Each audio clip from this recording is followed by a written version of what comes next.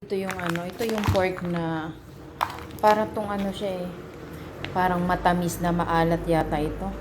317 siya. Masarap tong parang maalat na. May timpla na siya. Iyaano mo na lang siya guys. Parang init mo na lang, steam mo na lang siya kasi nga luto na to eh. Yan, galing yan sa paypay. So, hindi natin alam kung kakainin pa yan o hindi. Kasi, nandun lang sa may pinto. Hindi naman niya hindi naman sinabi na pwede itong kainin. Walang ano. Hindi siya nagsabi.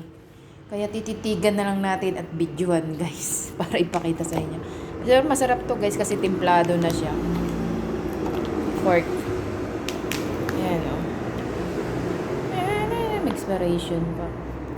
317 yung ganito.